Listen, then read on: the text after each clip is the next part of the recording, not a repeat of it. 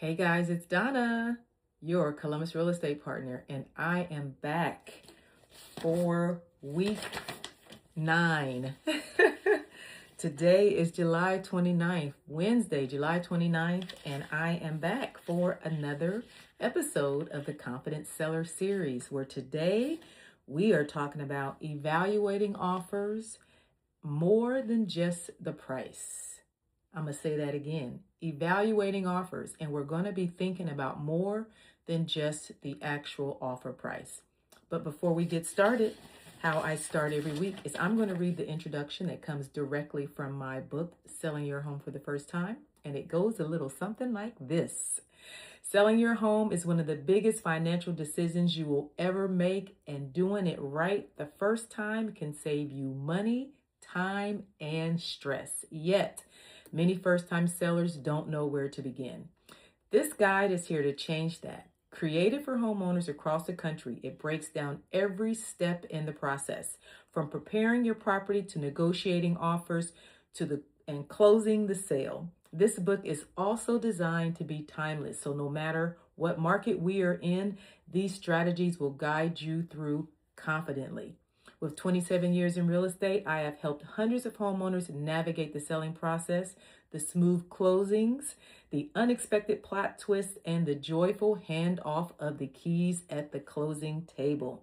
So in this book, you're going to learn how to prepare your home for the best return, how a realtor can protect your financial interests, why pricing right is both an art as well as a science, what makes a home irresistible to buyers, how to evaluate offers with clarity and confidence, ways to time your sale with the purchase of your next home. Selling a home isn't just about putting a sign in the yard, it's about strategy, experience, and smart decisions. So, welcome to week 9 of the Confident Seller series, where I'm going to help you sell smart, avoid costly mistakes, and move forward with confidence, not confusion. You heard that word confidence several times within the introduction, and that is what I am hoping to invoke with these series that I'm doing weekly, is to give the consumer the confidence to, one, understand what to expect from the process, the confidence to reach out to a realtor to help you through the process. Because we've done this many, many times over, where most consumers have purchased 1, 2, maybe 3 homes. We do it all the time. This is what we do. So the confidence to be able to pick up the phone, call a trusted realtor, and say, I need you to help me through the home selling process. So let's jump right into this. Chapter 9. So a great offer is more than a number. It's about strength, certainty, and the likelihood of a smooth closing. So the goal isn't to just accept an offer. The goal is to successfully close, to stay in contract. What I have seen more often than I would like to even mention is homes that are back on the market. And we're going to talk about that this week. We don't want that to happen because it stigmatizes the property. We are hoping the goal of listing a home and getting it to the closing table is that it stays on the market. So we don't want to have to renegotiate, because that can just, sometimes it can it can spell trouble. That typically happens after the home inspection. Again, we're going to talk about that later on today, but just wanted to throw that out there to start thinking about the process. Once you are in contract, the goal is to keep you in contract. So why does offer evaluations matter? So you get an offer in, and especially when you get multiple offers, you want to be able, with your realtor, to look at and evaluate everything that you have in front of you. So we said it's more than just a price. So let's get to that. So many sellers assume that the highest price is the one that's going to win, and that's not always necessarily the case. In reality, the strongest offer is often the one that is least likely to fall apart, has fewer opportunities for renegotiations, aligns with your timing and your goals, and it protects your net proceeds. So this is where strategy replaces emotion, because once you get your home on the market, especially if it's been on the market for, a little longer than you had anticipated, you get an offer and now you're like, okay, you want to get right into it. You have two offers. You want to sit down and just start, your mind starts to go, because now you're excited that you have an offer, but you want to pause just a little bit, because now we got to evaluate the offer. Yes, we have an offer. Yes, the price is what you want, but now we got to dig into the nuts and bolts of that offer to determine, is this really going to be the best offer for you, the seller, to actually accept? So is it likely, it's least likely to fall apart? So we talked about homes that are going back on the market. So a pre-listing home inspection, I am an advocate for that. And the reason is because most homes that are back on the market is because of the home inspection. A lot of times it's because of the home inspection. So what that pre-listing home inspection does is it allows you, the homeowner, to predetermine. It lets you get eyes on what needs to be done before the community does, before a buyer walks into your house, falls in love with what they can see, and now they are worried about what they couldn't see because they did a home inspection and you got a long laundry list of things that have popped up. And so it allows you, the seller, to be ahead of that. So you do your pre-listing home inspection, you have an opportunity to see what you did not know, or even it also allows you to understand what you do know, what you have seen about your house, how serious it may be or how minor it may be. And so it allows you to get ahead of that. It allows you as a homeowner to look at that report, work with your contractor, your realtor, your home inspector, and get some things done before you put the house on the market, so that we can avoid renegotiations after it goes into contract. What else do I have on my list? Okay. Fewer opportunities for renegotiation, aligns with your timing and your goals. So we want the offer. Yes, the price, we want it to be the price that you want. We also wanted to align with your goals for moving. When do you need to be out of the house? How long do you need possession after closing? What is the best time for you to close? You might be, as a seller, you may be purchasing another home. You may be relocating and you need to be wherever you need to be on this day. So the goal is for whichever offer you accept, that it aligns with your goals and your next move, so that you are not inconvenienced any more than you need to be. Now, we know it may not fall into place perfectly, but the goal is to get it to where it falls into place for you the best that it can, because it's not always going to be perfect. So, how much do you actually need to net from the sale? There's a lot that's going to go into really picking out which offer is going to be the best offer for you. Hopefully you will be in a multiple offer situation. That's always the best situation to be in.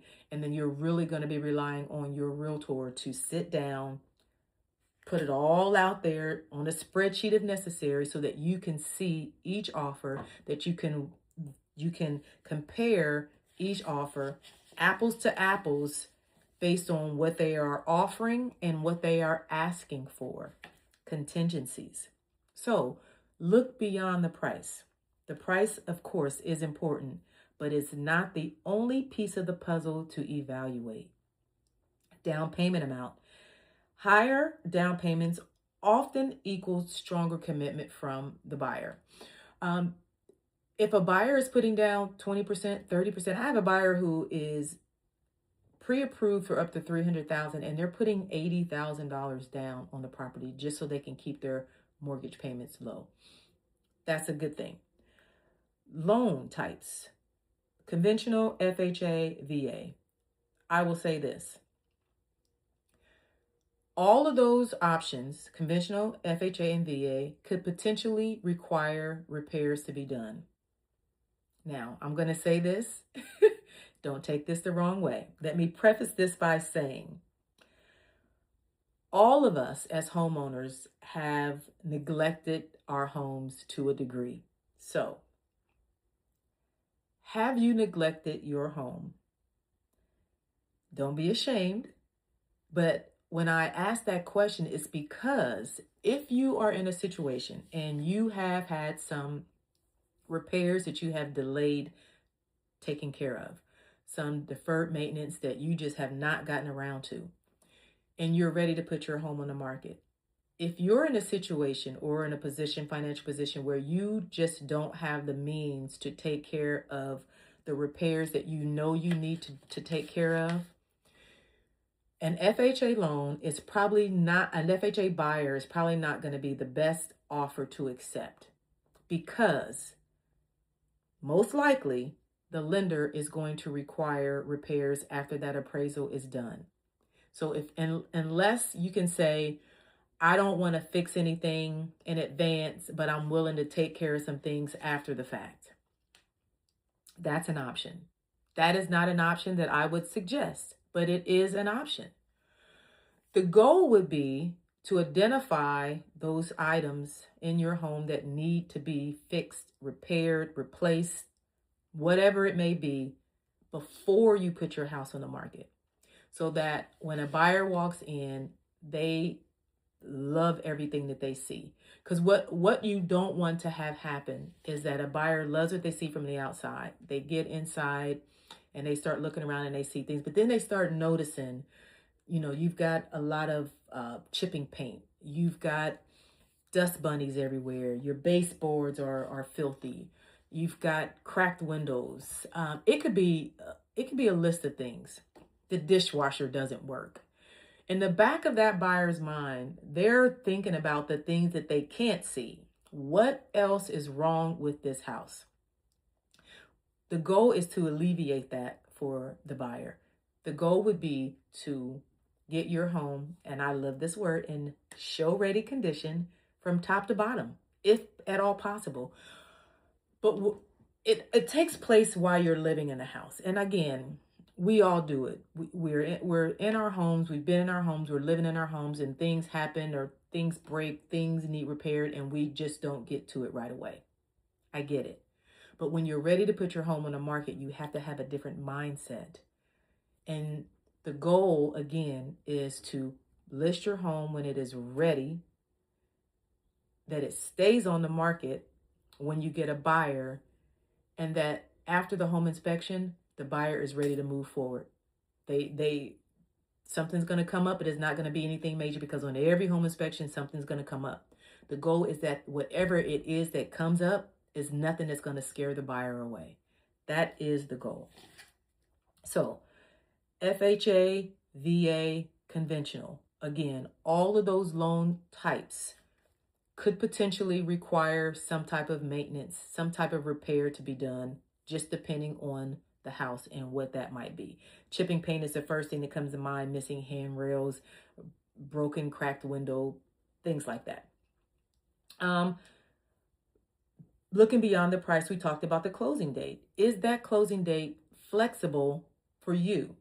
Does it fit with what your next move is going to be? Earnest money deposits. I'm going to say this about earnest money deposits, because this year, 2026, has been a year of buyers and sellers being upset about a situation that happened, having to terminate. It could be the buyer needing to terminate, the seller wanting to terminate, and now we've got an issue with earnest money.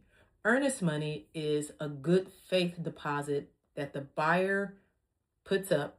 The buyer offers that in their offer, and it's a good faith. It says, yes, I love your house. I'm making a strong offer, and with that offer, I am offering earnest money deposit. Depending on the list price of the property can determine what amount that earnest money deposit may be. It could be anywhere from $500 up to $10,000 or more, again, depending on the purchase price of the house. But what we are finding, what is happening is in our purchase contracts, now I'm in Ohio, in our purchase contract, if the buyer is unable to get financing, for whatever reason, something happens, they lose a job, maybe they prematurely wrote an offer on your house without actually having an actual approval from their lender. And as they're going through the process, it's determined that they are unable to purchase. They have already deposited earnest money with their realtor. That's one instance. Say they do a home inspection.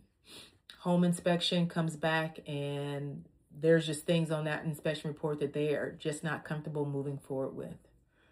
Those are the two main reasons that a buyer will terminate or choose to terminate. In those instances, the buyer has a right to get their earnest money deposit back. But the seller has to sign and agree to release that earnest money. Both buyer and seller have to agree. Same thing with the seller. If for whatever reason the seller needs to terminate, it's not often that a seller terminates, but there could be reasons. There could be an unexpected job loss, and that is hindering them from being able to purchase the home that they were going to purchase once they sold this one. Whatever it could be. In that instance, if the seller needs to terminate, both buyer and seller are signing off to release the earnest money to the buyer. What we are finding is that the buyer needs to terminate and the seller is upset about it. The seller needs to terminate or wants to terminate and the buyer is upset about it. And they do not sign off on the mutual release to return the earnest money. So what happens? The earnest money sits for 2 years and then it eventually goes back to the buyer. This is my own personal opinion, would love to see earnest money disappear. That we don't put up earnest money at all. Because of what I just said. Both buyer and seller have to agree to release their earnest money. And if one is upset, the other's upset because the deal didn't go through or they feel like it shouldn't have been terminated, whatever it is, now we've got earnest money sitting in a non-interest bearing account for 2 years and we can't release it. Just be done with earnest money. Because if the offer is good enough, if it meets your closing deadline, if the contingencies you're fine with or there are no contingencies, if the offer checks all the boxes, do we really need to have earnest money? That's my soapbox moment. I'm going to get back to this chapter 9. Okay, again, contingencies. We talked about contingencies. Do those contingencies, are you okay with those contingencies? Are they limited contingencies? Is there those contingencies something that you as a seller can be okay with to move forward? And the best offer isn't always the highest. It's the safest and most likely to get to the closing table. We want the offer that we know is going to get to the closing table. So sometimes that means reaching out to the lender. Sometimes you'll get an offer from a buyer and your realtor has never heard of the lender. So your realtor is going to do their due diligence and do some research, make a phone call to the lender, have a conversation about the buyer, how strong the buyer is, where are they in the process of collecting all of the data that they need to collect from the buyer to get the buyer fully underwritten. And now all they need to do is get past the appraisal process. Those are the things that you are going to be leaning on your realtor to help you with. So we're going to talk again about understanding contingencies, the risk versus the reward of contingencies. So contingencies protect the buyer, but they also create an exit strategy. So common contingencies include, again, inspection contingencies, repairs and some credits, appraisal contingencies, financing contingencies, home sale contingencies. The fewer contingencies generally mean less risk for the seller. So home sale contingencies. There are a lot of buyers who are selling their home and they're buying another. In order for them to be able to buy your home, they have to sell their home. So what we like to see, because in the market that we're in now, we are finding that there are buyers who are also selling their home. So what I like to see from an offer, if the buyer does have a home sale contingency, is that that home is in contract, or at least it is listed. It is on the market. But if it's in contract, that is even better, because that means it is that they do have a buyer. If it's in contract and they have passed inspections, that's even safer for you as the seller. So don't necessarily walk away from a home sale contingency, especially if your home has been on the market and you have not received any offers at all. You're going to want to look at it, look at everything that's in that offer, and determine, should you take a risk on a buyer who has a home sale contingency within their offer. So buyer strengths and financial readiness. So not all approvals are equal. So a pre-qualification, we don't even want to see those as real estate agents. We want a pre-approval, because the pre-qual is nothing. It just means that you had a buyer had a conversation with a lender, verbally gave them information about their income and their debt. And based on that verbal communication to the lender has provided a pre-qualification. But now they actually have to look at tax returns. They have to verify the information that they verbally got from the buyer, and determine if all of the information that they received verbally is actually true and accurate, so they can provide them with the pre-approval letter. We like to take it a step further. I like to take it a step further with the lender and get them fully underwritten, which means they have checked off all the T's, crossed all the I's, and all they need to do now is find a house and do an appraisal on that property. All right, where are we? Yes, I just talked about a pre-approval from a reputable lender. Your realtor is gonna be able to help you to communicate, with that lender on your behalf to find out the status, the strength of that buyer. And then we talk about timeline compatibility. At the end of the day, the offer that you accept should benefit you and your timeline, when you need to move, what your next step is going to be, your job, school schedules, replacement, all of that. So options like rent back is an agreement, or flexible closing dates can create winning scenarios. So a rent back is you as the seller, you accept an offer and you are requesting 30 days after possession, maybe 60 days after possession, after closing, to possess the property. And in doing so, you are agreeing to a rent back to the buyer, because technically you are now a renter in the home that you just sold. So that is an agreement that your realtor and the buyer's realtor would work on to benefit both of you. And it protects the new owner as well, because anything could happen those 30, 60 days while you are still in the house. So your realtor is going to explain all that to you and make sure that the agreement is mutually beneficial. We talked about multiple offers and managing leverage. So when multiple offers are on the table, you want to compare them side by side. I like to do a spreadsheet so we can compare apples to apples.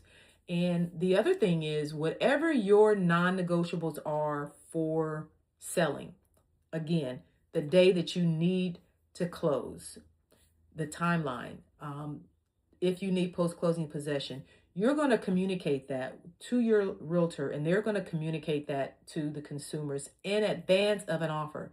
Because what you want to have happen is, when an offer comes in, you want that offer to already have the closing date that you need, the possession time that you need, if that's a non-negotiable for yourself, so that you get the offer, you say, oh, I'm good with it, but this, and this. Now you got to counter that back. You want all of those non-negotiables communicated in advance, so that when the offer comes through, those items have already been checked off.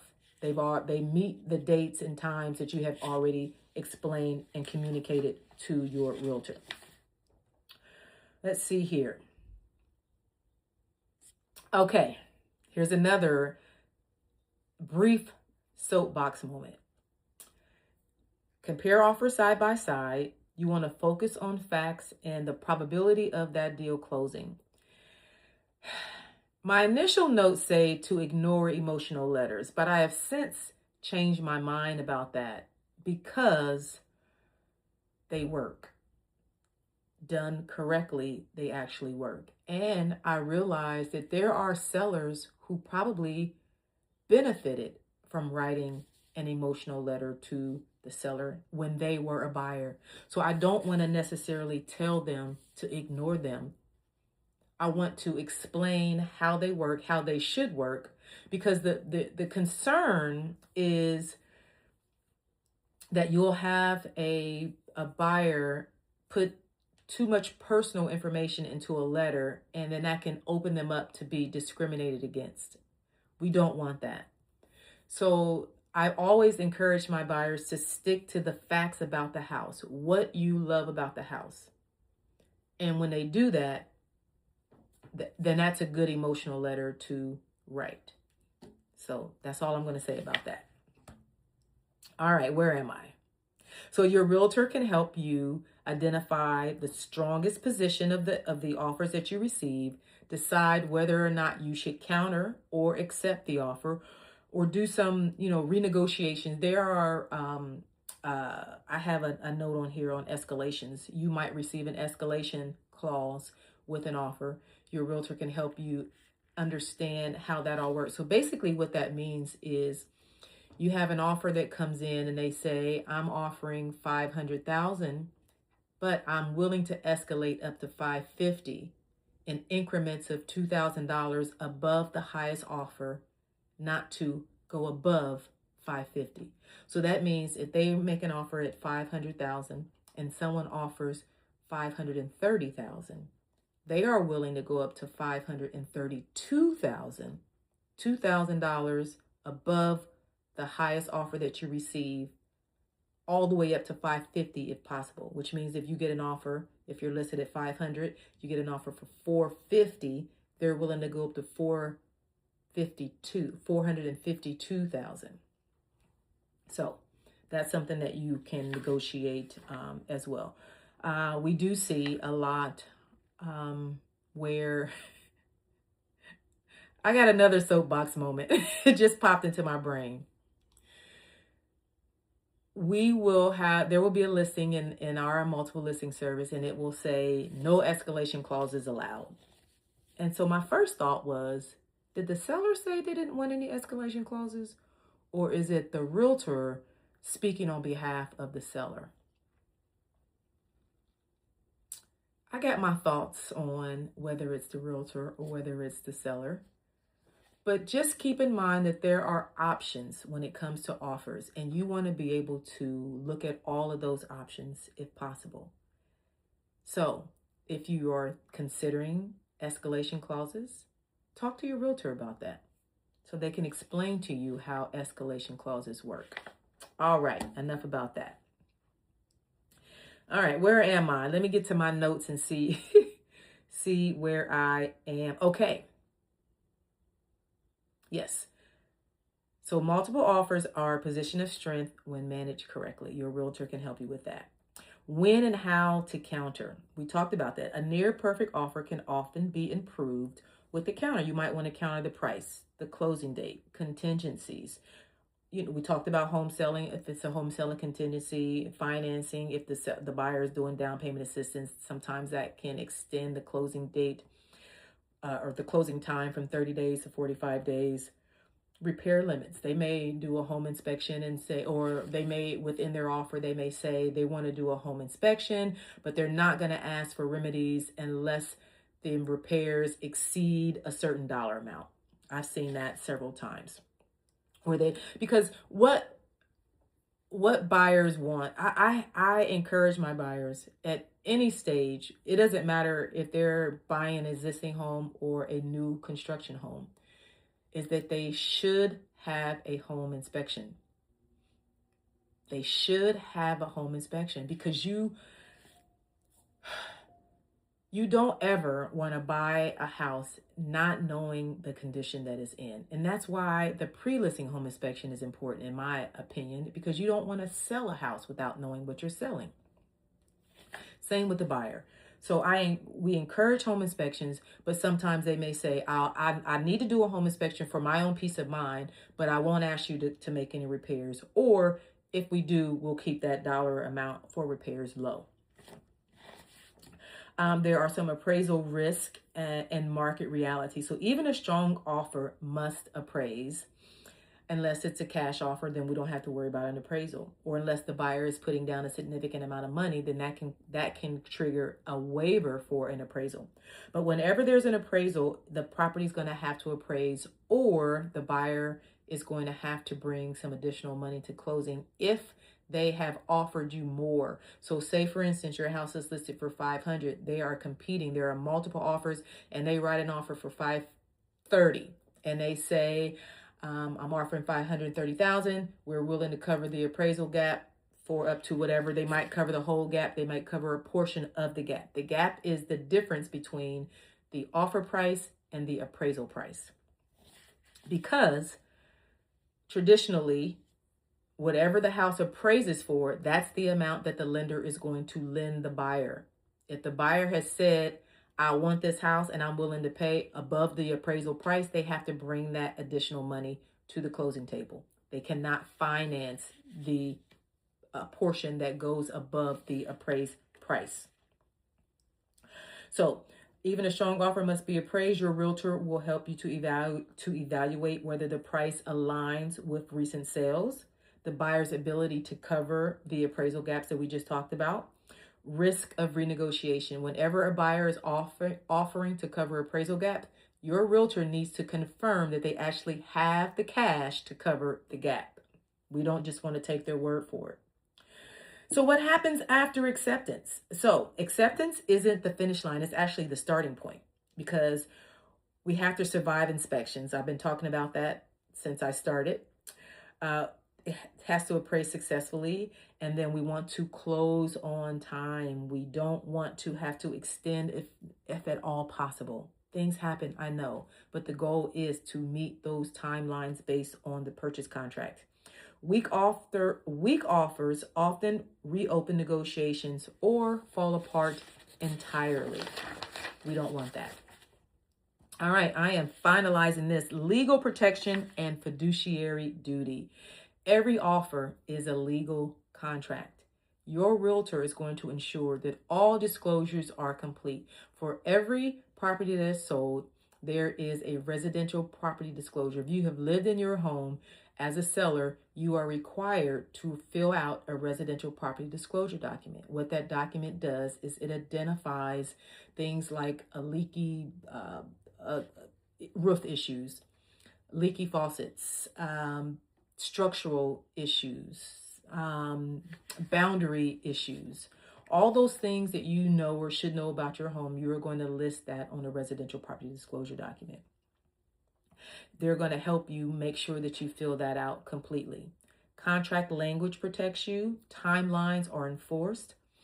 Amendments are handled correctly. Again, these are the things that your realtor is going to ensure. This reduces legal exposure and post-closing issues. I'm going to say that again. Your realtor is going to ensure that all disclosures are completed correctly, that contract language protects you, that timelines are enforced, because once you go in a contract, the clock starts ticking. So you're going to get a timeline so you'll know what to expect when. And amendments are handled correctly. This reduces legal exposure and post-closing issues. So my final thoughts. Evaluating offers is a strategic process. It's not a rush decision. So when you understand your risk, the buyer's strengths, the timeline alignment, and market realities, you make decisions with confidence. There's that word again, with confidence and not pressure. So don't rush, don't guess. Let your realtor guide you toward the offer that actually gets you to the closing table. I hope you got some good nuggets out of this session today as we talked about evaluating the offers, and we're looking at more than just the purchase price. Thank you so much for joining me. I look forward to seeing you next week. This is Donna Jackson, your Columbus Real Estate Partner.